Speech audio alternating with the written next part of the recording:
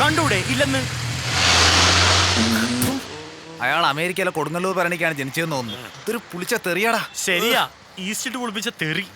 നീ മിണ്ടരുത്. നീ ഒരൊറ്റ ഒരുത്തൻ കാരണ ഈ നടു റോഡ് ഇങ്ങനെ നിൽക്കേണ്ടി വന്നത്.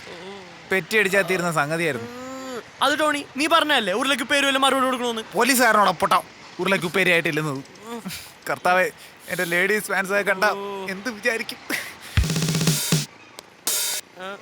സാറേ, ഒന്ന് സ്റ്റേഷനിൽ വിട്ടോ.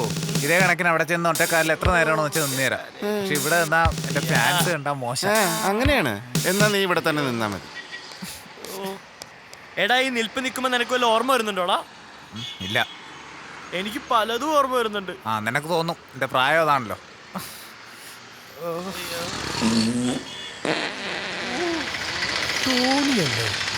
അതെ സാർ. എന്തു പറ്റി പിള്ളേരെ? പിന്നെ പോലീസ് നോക്കിയതാ. എന്തിനാ പൊക്കിയത്? ടോണിയുടെ സാറല്ലേ? അതെ, ഞാൻ നീരജ്. Sorry sir. നിങ്ങളുടെ പ്ലാനിങ് ഒന്നും വേണ്ട, ഞാൻ പറഞ്ഞു നോക്കാം. ഞാനൊരു അധ്യാപകനല്ലേ. ഏത് പോലീസുകാരനും അതിനൊരു ബഹുമാനം തരാതിരിക്കത്തില്ല. ഞങ്ങൾ പറഞ്ഞ ആർക്കും തള്ളിക്കളയാൻ പറ്റത്തില്ല. അധ്യാപകന്റെ ഒരു പവർ അതാ. നിങ്ങൾക്ക് പുച്ഛമാണല്ലോ.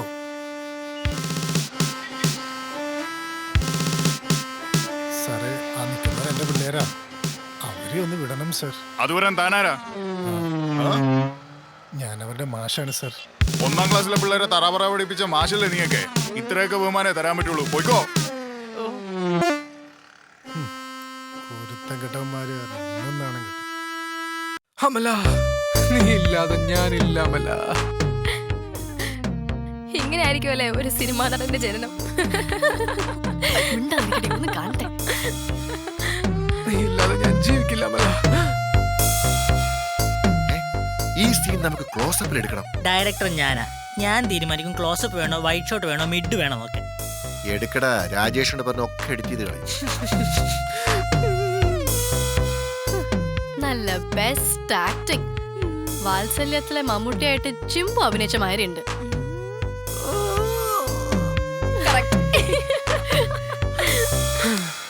മതി മതി മതി.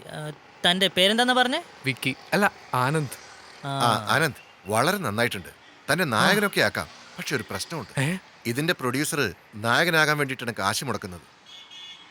പണ്ട് മ്യൂസിക് ആൽബങ്ങളിൽ ഉണ്ടായിരുന്ന ഒരുപാട് നല്ല ശീലങ്ങള് ഇപ്പൊ ഷോർട്ട് ഫിലിമിലേക്ക് വന്നു തുടങ്ങി. അയ്യോ, അപ്പൊ എന്ത് ചെയ്യും?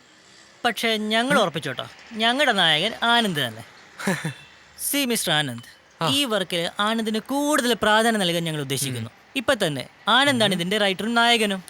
ഇതിന്റെ പ്രൊഡ്യൂസർ കൂടെ ആവാനുള്ള അവസരം ഞങ്ങൾ ആനന്ദിന് നൽകുകയാണ്. അപ്പോ എഴുത്തു ഉഷാറാക്കൂ. ഞങ്ങളെ ഇടയ്ക്ക് വിളിക്കാം. ഇനി ഇതിന് കാശ് ഞാൻ എവിടുന്ന് ഒപ്പിക്കേണ്ട നാരായണ? അങ്ങനെ പ്രൊഡ്യൂസർ എനിക്ക് തോന്നി വീഡിയോ. ഇത് ഗിംബ്ലോക്സി ആണോ? അല്ല, ബ്ലൂ ബ്ലോക്സി. നിങ്ങൾ അറിഞ്ഞോ, എന്റെ ഉള്ളിലെ തിരക്കഥാകൃത്തും നടനും ഒരുമിച്ച് പുറത്തിറങ്ങാൻ പോവാ. വാവ്. ഒക്കെ പ്രേക്ഷകരുടെ ഭാഗ്യം.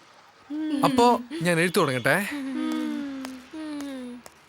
അല്ല സാറാ, ഈ ഷോർട്ട് ഫിലിംസ് പറയുന്ന അത്രയും വലിയ സംഭവമാണോ? ഉണ്ട്.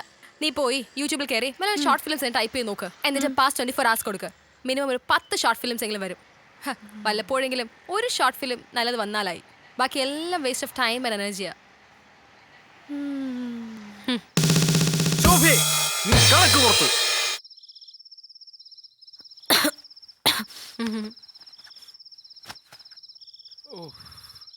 ഇവനെന്ത് ഈ കാര്യമായിട്ടിരുന്ന് എഴുതുന്നേ?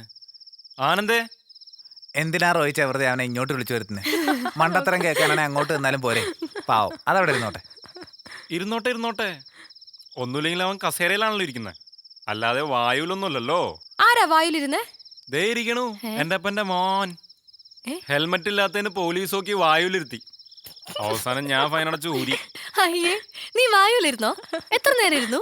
വായുരിക്കുന്നല്ല, എന്റെ വായിരിക്കുന്ന നീ കേൾക്കാൻ പോകുന്നത്. അധികം ചിരിക്കണ്ട.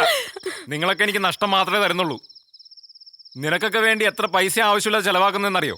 റോയ്ച്ച, ബന്ധങ്ങൾക്ക് കണക്ക് പറയരുത്. പറയും, ആവശ്യത്തിനുള്ള ചെലവാണെങ്കിൽ ഓക്കെ. ഇതൊന്നും അങ്ങനെയല്ലല്ലോ. ടോണി, നീയാണ് എല്ലാത്തിനും കാരണം. റോയ്ച്ചൻ ഇന്നേ വരെ ഇങ്ങനെ സംസാരിച്ചിട്ടില്ല. അങ്ങനെ പരസ്പരം കുറ്റപ്പെടുത്തൊന്നും വേണ്ട. എല്ലാരും കണക്കാ. റോയിച്ച, ഹെൽമെറ്റ് വെക്കാത്തതിന് പോലീസ് നോക്കി റോയിച്ചൻ്റെ കുറച്ച് കാശ് പോയതിനാണ് റോയിച്ച് ഇങ്ങനെയൊക്കെ പറയുന്നതെങ്കിൽ ഞാൻ ഹെൽമെറ്റ് വെക്കാതെ വണ്ടി ഓടിക്കുന്ന ആളുടെ പുറകെ കൂടി ഇരിക്കത്തില്ല. നിങ്ങളാരും എനിക്ക് വിശ്വാസമില്ല. എല്ലാവരും അധിക ചെലവാ. ഇതാ അങ്ങോട്ട് നോക്കിയേ. നടുവൊടിഞ്ഞ് തളർന്ന് കിടക്കുന്ന ശോഭ. അവനോ ശോഭയുടെ നടുവൊടിഞ്ഞ് അനാവശ്യമായിട്ട് ഒരു പൈസ പോലും എനിക്ക് അവന് വേണ്ടി ചെലവാക്കേണ്ടി വന്നിട്ടില്ല. നിങ്ങൾക്കൊക്കെ എപ്പോഴും അവനെ പുച്ഛമാണല്ലോ. നിങ്ങളെപ്പോലെ ഒരുത്തം തന്നെയല്ലേ അവനും. റോയിച്ച, എന്താണെന്ത്? വൺ മിസ്റ്റർ റോയിച്ചൻ, എനിക്കൊരു 50,000 രൂപ വേണ്ടിയിരുന്നു. ഒരു ഷോർട്ട് ഫിലിം എടുക്കാനാണ്. എന്താ എന്താ എല്ലാവരും ചിരിക്കുന്നത്? ആനന്ദേ, വല കുലുങ്ങുന്നതും വിസിലടിക്കുന്നതും കേട്ട അപ്പം ഉറപ്പിച്ചോളണം, ഗോളാണ്. പാവം റോയിച്ച. കാലാബോധമില്ലാത്ത ബ്ലഡി ഫൂൾ.